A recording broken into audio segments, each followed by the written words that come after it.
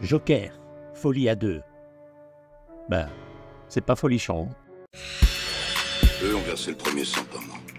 Du genre de dinosaures qui nous ont pondus dans ce la vaut, la médaille. Bonjour, ravi de vous retrouver, c'est Laurent Morphose. Alors pour tout vous dire, le premier Joker, j'avais pas apprécié, pas plus que ça. Il y a quand même quelques longueurs, je trouve, mais le personnage était vraiment très bien développé par Joaquin Phoenix. Il est magistral dans cette interprétation. Il interprète ce personnage d'une façon tellement imprégnée, il le vit de manière excellente, de manière extrême, de manière passionnée. C'est tout à fait une interprétation digne d'un grand acteur. Et c'est pour ça, à mon goût, que le premier film a eu un succès vraiment retentissant, car l'interprétation de Joaquin Phoenix est tout à fait exceptionnelle. Donc Joker, folie à deux. La suite, quand j'ai vu le trailer, je me suis dit, ça démarre mal.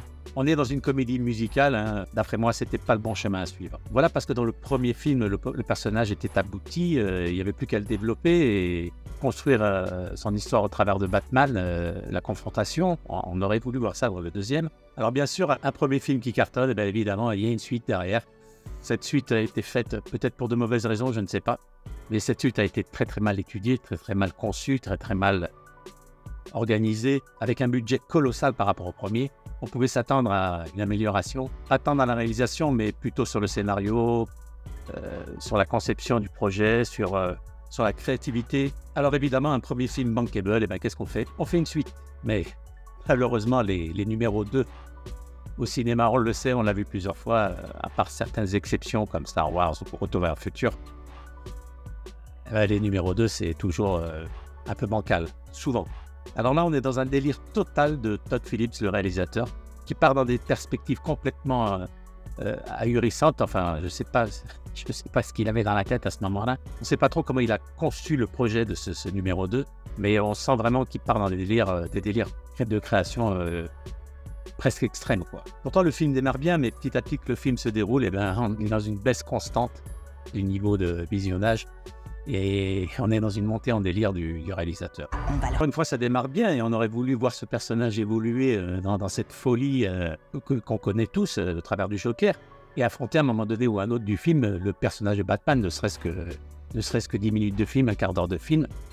Voilà, mais le personnage de Batman est complètement évincé, quoi, pour ainsi dire. Voilà, alors après sa rencontre avec Harley Quinn, jouée par Lady Gaga, c'est intéressant, c'est très intéressant.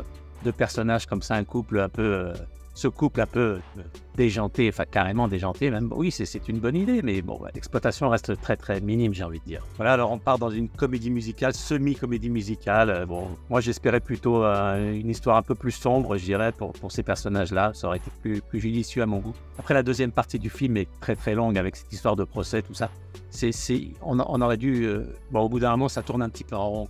Voilà, donc comme je le disais, au lieu d'orienter le personnage dans un délire psychotique, des situations autres que cet événement-là, du procès, de la prison, tout ça, ça aurait été plus judicieux à mon goût.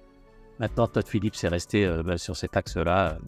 Je pense que ça, c'était pas une bonne chose. Voilà, c'est un petit peu la désacralisation du personnage avec des retours en arrière. Enfin, on rappelle ce qui s'est déroulé dans le premier film, bon d'accord. Mais le personnage en lui-même n'évolue pas dans l'histoire. Parce que dans le premier film, on voit sa folie monter petit à petit, on voit le personnage du Joker se dessiner au fur et à mesure des séquences. Et puis arrivé au bout du film, comme je le disais tout à l'heure, on a un personnage abouti, accompli, qui est prêt à rivaliser avec Batman. Et moi je m'attendais à ça pour le numéro 2. Et au lieu de ça, voilà, on a ce personnage qui reste à un niveau qui stagne, qui est tout à fait linéaire et qui n'évolue pas. La fanatisation de son personnage Harley Quinn pour le Joker, c'est intéressant quand même parce que on l'a vu dernièrement avec la série Jeffrey Dahmer, où il y avait des femmes qui lui écrivaient en prison et qui étaient complètement admiratives de ce fou. Et là, on est un peu dans le même délire, complètement fanatique du Joker et n'accepte pas Arthur Fleck quelque part. Donc voilà, on n'est que dans cette histoire de comédie musicale, ce process, tout ça se mélange très très mal, ça fait une sauce qui n'a pas pris en fait compte. Voilà, alors si je trouvais déjà que dans le premier, il y avait quelques longueurs, pas tout le temps, mais quelques longueurs, là dans le deuxième, il y en a trop. Comme je le disais tout à l'heure, c'est une déconstruction complète du personnage. C'est dommage parce que le premier partait bien, le premier film partait bien et là c'est la chute. Le premier se terminait par une fin ouverte, mais une fin ouverte oui, mais parce que c'est vers la toute fin du film qu'il se passe des choses intéressantes dans le sens où je le disais tout à l'heure, sur l'évolution du personnage, sur l'arc narratif du personnage et donc cette fin ouverte ouvre d'autres péripéties que l'on attendait plus tôt dans le film. Voilà, donc pour moi, c'est une suite ratée. C'est dommage parce que la réalisation de Todd Phillips est magnifique, est excellente. Mais bon, voilà, c'est une suite ratée. Voilà, pour moi.